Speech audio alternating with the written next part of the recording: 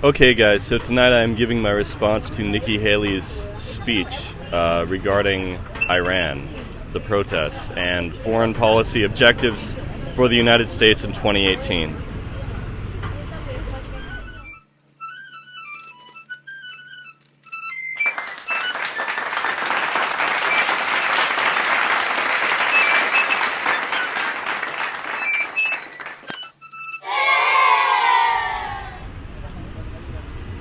Well, really, the news has come to us like a freight train, I must say.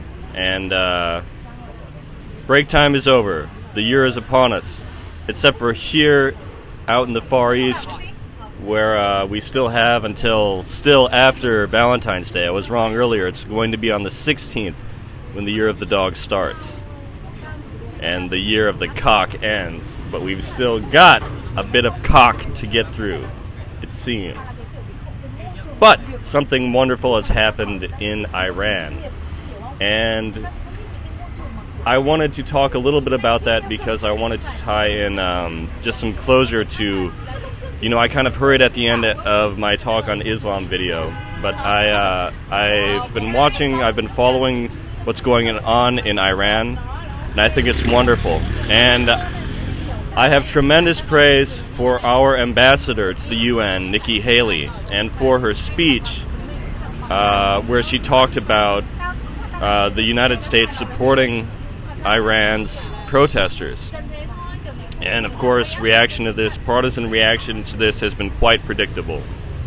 On Secular Talk, Kyle was saying, well, this is Trump's effort to put up a puppet regime or something. And it's done in his own interests or in interests that aren't directly related to supporting the American people, which I think is complete nonsense, complete bullshit. This is an interesting test for Trump, in my opinion, when I think about how it pairs with, or how it parallels the Arab Spring, which I was so excited about back in, 2011, 2010. I remember, of all places, I was in St. Louis at the time. But I remember following that closely, watching the Young Turks, like a lot of us did back in the day. I still watch them just for different reasons. But anyway, it's amazing to see Iran waking up, and we've been feeling this for a while, and I think it's just a total blessing. And it kind of reminds me of just a few things that I've heard out of Iran.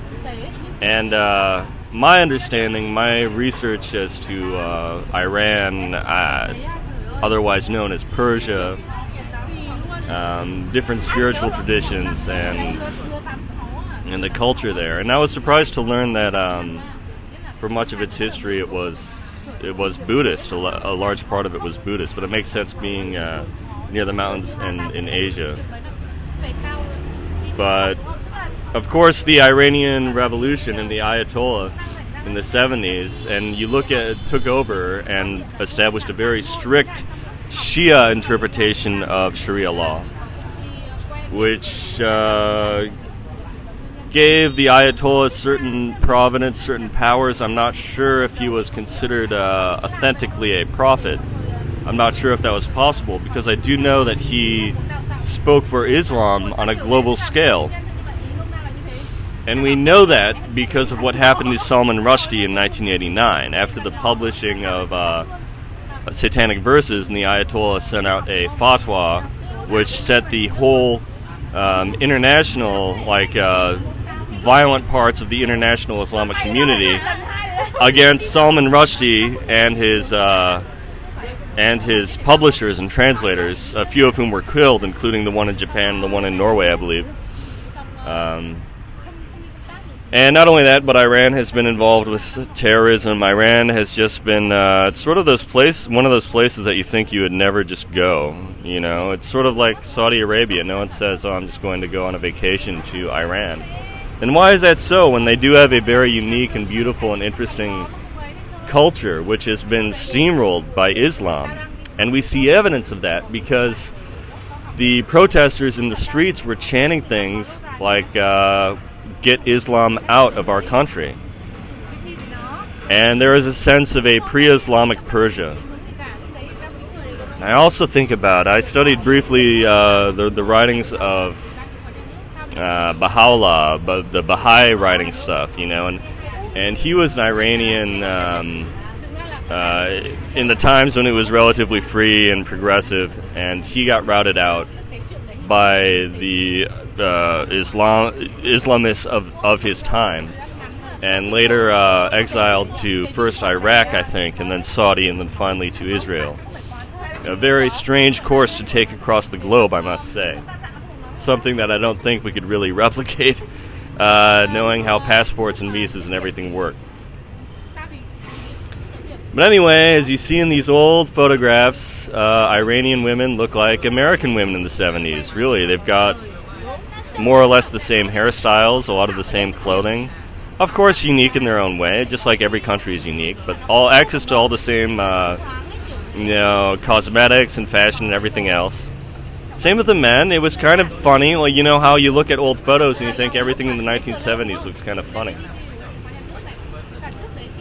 But as information continues to steamroll over the barriers of firewalls, including the Great Firewall in China and the firewalls that they have very haphazardly put up, given a younger generation that is exposed to an international independent media such as YouTube, such as Twitter, such as Facebook, where they're able to get these differing ideas, I think that there is great hope for actually changing the hearts of the people and for actually changing life in Iran. And I don't imagine that they would completely wipe out Islam, but that perhaps it would coexist with non-religion and other religions, like Buddhism once again, like Christians, like maybe sending...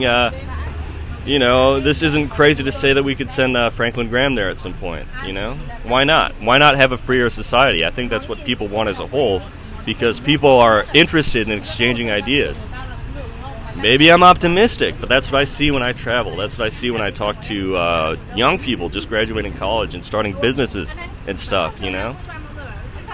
Or people my age, or people just changing careers or doing whatever, or going to different countries. You see this optimism that hinges on having a free society where new things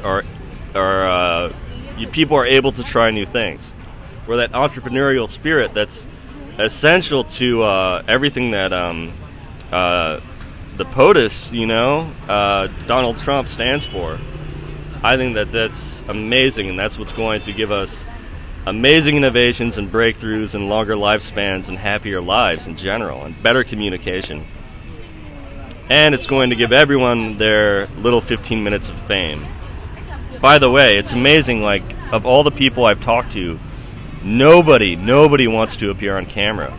I didn't think people were so afraid of it.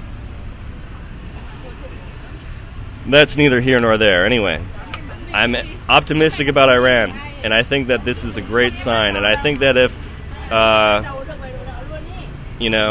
Trump pulls this off, my approval of him will go from like a 9 to a 10, probably. Out of 10, not out of 100 or 1,000 if you're thinking of that. I'm not that sarcastic, I'm trying to get over that. Anyways, Nikki Haley, our UN ambassador, who had given that amazing speech addressing to the UN about the will of the American people to recognize Jerusalem as the official capital, and how she was disappointed, and America's disappointed in the UN's unanimous rejection, given that the United States is the single biggest donor. Well, anyway, she's back again saying that the UN and the states and everyone needs to get involved with helping the Iranian protests. And, we're threatening now to cut off support. We're going to cut off aid if they in any way oppress the protesters or kill them or anything. I'm not sure how violent it is, but I've heard that some have died already.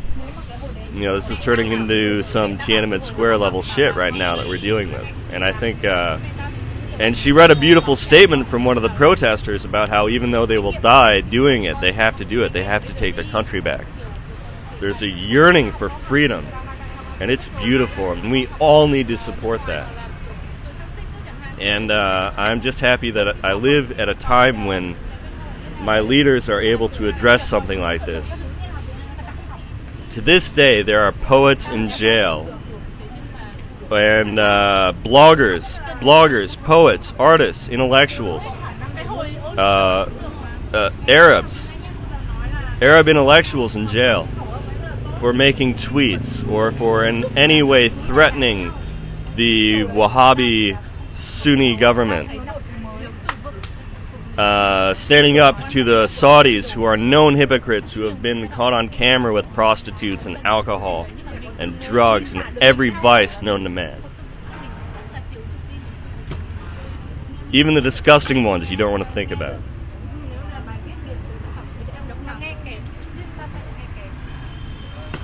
When I first heard Ann Coulter say what we should do is we should go to the Middle East and convert them all to Christianity, I thought she was being ridiculous. And you know, I still think she is being ridiculous. But as Ben Shapiro said, there's such a thing as, or there once was such a thing as America defending its values and believing that we are a positive influence on the world no matter what people say. And that influence is a cultural influence, even though we do make mistakes, and even though there is a lot of corruption at every level, and even though there are some unforgivable things that my government has done, it's not about our politics, it's about our culture. It's about preserving and exporting this culture and having that culture liberate every nation on earth. That's what I think. Anyway, I hope the best for Iran, and I am going to be following this very, very closely.